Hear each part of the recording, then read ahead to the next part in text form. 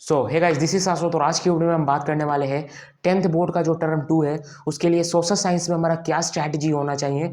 ठीक है, तो वीडियो काफ़ी ज़्यादा इंपॉर्टेंट होने वाला है। वीडियो को स्किप मत करना। तो चलिए स्टार्ट करते हैं वीडियो को और वीडियो को ध्यान से देखना।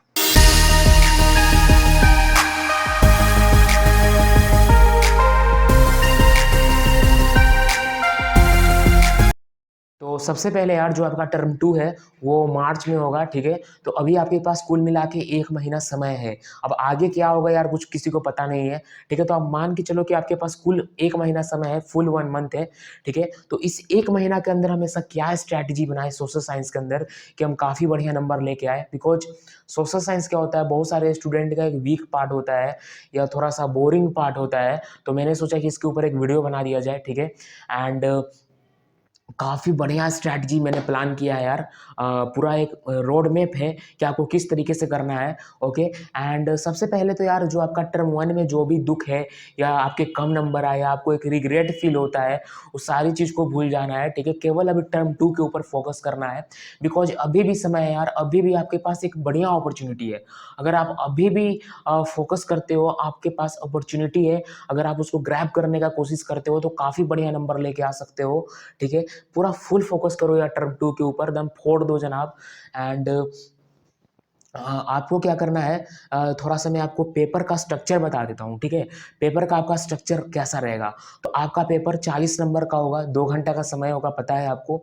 एसएसटी के अंदर 5 सेक्शन रहेगा। ठीक है, A section, B section, C section, D section और ई सेक्शन। 5 सेक्शन होगा, A B C D E. ठीक है, ए सेक्शन जो होगा आपका 2 मार्क क्वेश्चन होगा, उसमें 5 क्वेश्चन रहेगा।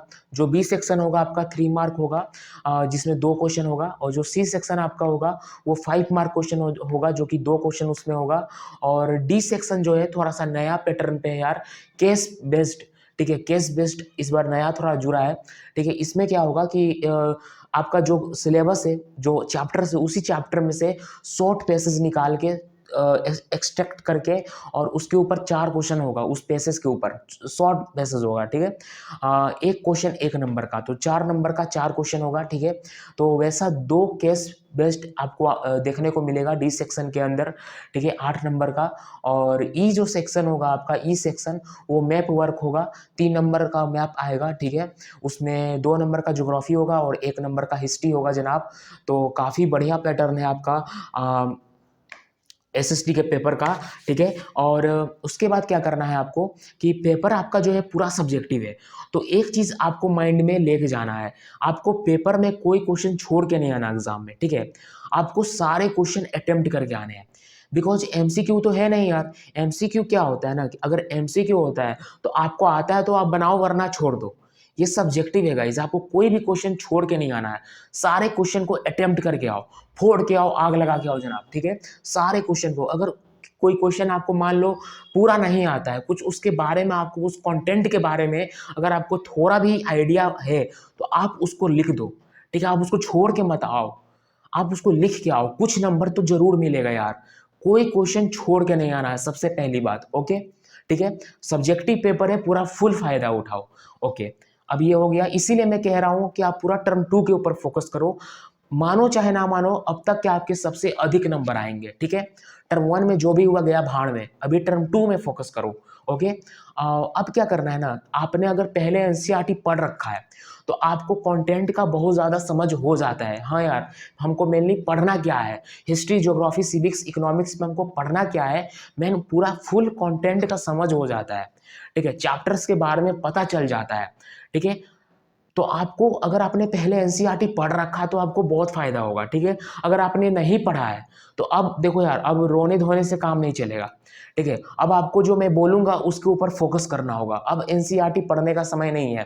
ठीक है, अगर आपने पहले एनसीईआरटी पढ़ रखा है तो बहुत अच्छी आपने काम किया यार, अमेजिंग काम किया है। उससे क्या होता है कि कंटेंट का बहुत समझ हो जाता है। ठीक है, अब क्या करना है कि आपको अब क्या करना है कि एनसीईआरटी को नहीं छूना है। ठीक है, अब आपके पास उतना समय नहीं है कि आप पूरा एनसीईआरटी पढ़ लोगे। अब दूध में से क्रीम नहीं निकालना है, अब आपके पास क्रीम रहेगा और आपको सीधे क्रीम उठा के खाना है। ठीक है, कुछ ऐसा आपको स्ट्रैटेजी अपनाना होगा। तो सबसे पहले आपको क्या करना है कि एनसीईआरटी नहीं छूना है। अब एनसीईआरटी को बिल्कुल भी नहीं छूना है, गया अब एनसीईआरटी। ठीक है। अब आपको क्या करना है कि ओसवाल पब्लिकेशन का, ठीक है, ओसवाल पब्लिकेशन का सैंपल पेपर खरीद के लाना है, ओसवाल पब्लिकेशन का, ठीक है गाइस। मार्केट में मैंने सारी किताबें पढ़ रखी है जनाब, एंड सारे के सारी किताबें यार मतलब एक साइड है, ओसवाल एक साइड है भाई, ठीक है। ओसवाल इतना ट्रस्टेड किताब मेरे को कोई भी नहीं लगता मार्केट के अंदर। मैं कोई प्रमोशन नहीं कर रहा हूँ जनाब, जो रियलिटी है मैं वही बता रहा हूँ। आप किसी भी टॉपर से पूछ लेना कि कौन सा सैंपल पेपर बेस्ट होता है, सबसे बेस्ट सैंपल पेपर है ओसवाल पब्लिकेशन का, ठीक है। आपको पता होगा यार, मेरे पास है बट बहुत पुराना है यार, ठीक है। जब हम लोग पढ़ते थे उस समय का वो एडिशन है, ठीक है।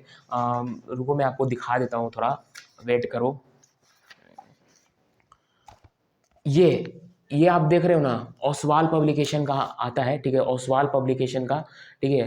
ये काफ़ी बढ़िया किताब है यार, ओसवाल पब्लिकेशन का मेरे को one of the best book लगता है, ठीक है। मार्केट में बहुत सारी किताबें आती है, Arihant, all in one, Educart, golden, बहुत सारी किताबें आती है, बट जो सबसे बेस्ट मेरे को किताब लगता है दैट इज ओसवाल पब्लिकेशन। काफ़ी बढ़िया किताब है यार, ठीक है, एकदम आग लगा देने वाला किताब है, ठीक है। इसका सैंपल पेपर आपको खरीद के लाना है। कौन सा लाना है? ओसवाल पब्लिकेशन का जो लेटेस्ट पैटर्न, जो सीबीएसई अभी जो सैंपल पेपर रिलीज किया है उस पैटर्न पे जो आया है वो सैंपल पेपर आपको खरीद के लाना है, ठीक है, उस पैटर्न पे, ठीक है। अभी रिलीज हो गया होगा मार्केट के अंदर, ठीक है।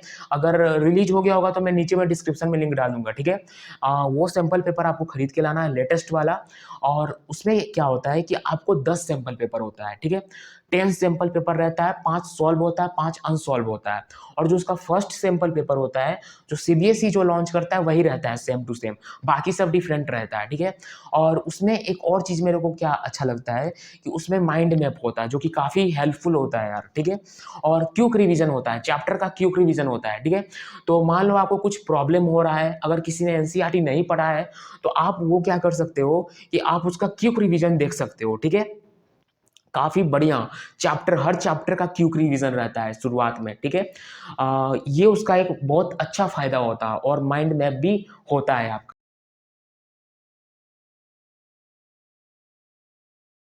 ठीक है। अच्छा, अब क्या करना है कि 5 solved sample paper, 5 unsolved sample paper, ठीक है। तो आपको क्या करना है कि मान लो आप एक सैंपल पेपर उठाए, ठीक है। एक सैंपल पेपर को आप उठाओ पहले, और उसको अच्छे से, आप उसको अच्छे से तैयार करो। अच्छे से तैयार करने का मतलब 4 दिन लगे, 5 दिन लगे, 3 दिन लगे, जितना दिन लगे लगने दो। अच्छे से तैयार करो, जरूरत नहीं है कि यार दम भागना है स्पीड में। अच्छे से तैयार करो, 4 दिन लगा के एक सैंपल पेपर को आप तैयार करो, ठीक है। और काफ़ी ईजी है यार, ज़्यादा टफ नहीं है। एक सैंपल पेपर को आप अच्छे से रेडी करो, जरूरत नहीं है कि एकदम स्पीड में करना है। आप एक सैंपल पेपर में 4 दिन समय लो, 3 दिन समय लो अच्छे से समय लो, ठीक है। और करना क्या है कि जैसे मान लो एक सैंपल पेपर है, तो आप उसको अच्छे से तैयार कर रहे हो, तो जैसे मान लो आप कोई भी क्वेश्चन याद करते हो, तो याद करते हो ना, तो आप उसको लिख के याद करो। उससे क्या होता है कि आपको याद ज़्यादा दिन तक होता है, प्रैक्टिस ज़्यादा हो जाता है यार, और राइटिंग आपका अच्छा बनता है, ठीक है। और जल्दी याद होता है, ठीक है। तो आप लिख के प्रैक्टिस करके याद करो। कोई भी क्वेश्चन याद करते हो, आप उसको लिख लिख के याद करो, ठीक है। तो आप एक सैंपल पेपर को अच्छे से तैयार करो 3-4 दिन लेके। उसके बाद क्या करो, जब आप याद कर लोगे, पूरे सैंपल पेपर आप तैयार कर लोगे, तो आपको क्या करना है कि आप एक दिन आप समय रखो, और उसको क्या करना है कि एक सैंपल पेपर को आप फुल एग्जामिनेशन मोड में, आप खुद ईमानदारी से बैठ के एग्जामिनेशन मोड दम लगा के आप उस पेपर का टेस्ट दो, ठीक है। उस सैंपल पेपर का आप टेस्ट दो।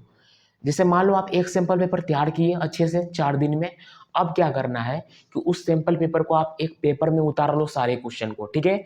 सैंपल पेपर हटा दो, सारा कुछ हटा दो, ठीक है, जो भी कॉपी किताब है, और ईमानदारी से 2 घंटे का एग्जामिनेशन मोड लगा के, ठीक है। और एक सादा कॉपी लेके उसमें आप टेस्ट दो। उस सैंपल पेपर को आप एक पेपर में उतार लो, ठीक है, और टेस्ट दो खुद बैठ के पूरा फुल एग्जामिनेशन मोड में, ठीक है। इससे बहुत फायदा होता है यार। इससे क्या होता है ना कि आपका सैंपल पेपर भी कंप्लीट हो रहा है, आपको याद भी होते जा रहा है क्वेश्चन, और आपका प्रैक्टिस भी हो रहा है।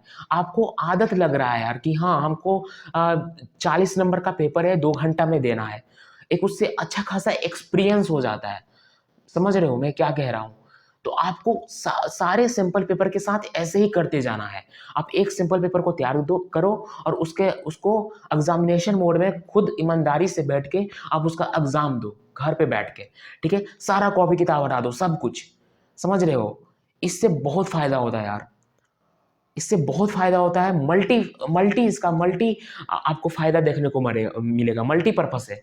इससे आपको सैंपल पेपर भी तैयार होते जा रहा है, क्वेश्चन तो याद हो ही रहा है, और प्रैक्टिस भी हो रहा है आपका, ठीक है। और आपको एक आदत सा हो रहा है कि आपको 40 नंबर का पेपर देना है 2 घंटा में बैठ के, तो ये काफ़ी ज़्यादा बेहतर मेरे को लगता है, ठीक है।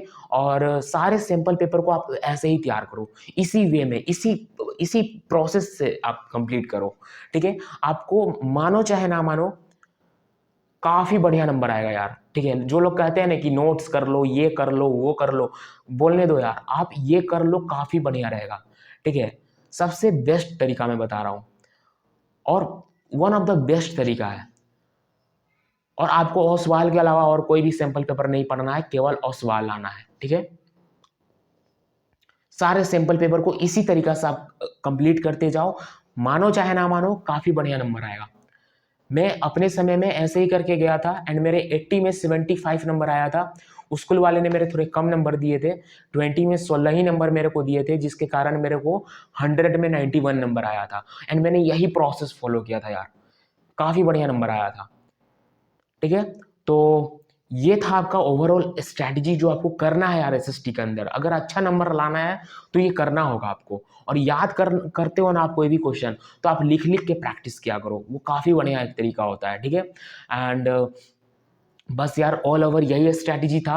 एंड मैं बहुत जल्दी एक और वीडियो लाऊंगा मैं, जिसमें बताऊंगा कि एसएसटी में सोशल साइंस में हमें किस तरीके से पेपर को प्रेजेंट करना चाहिए बोर्ड के अंदर, ठीक है। तो वीडियो काफ़ी ज़्यादा इंपॉर्टेंट होगा, वो भी बहुत जल्दी वीडियो आएगा। एंड बस यार, वीडियो पसंद है तो वीडियो को लाइक कर देना, एंड चैनल पर जो नए आ रही है चैनल को सब्सक्राइब कर देना। Thank you so much for watching, मिलते हैं नेक्स्ट वीडियो में, तब तक के लिए बस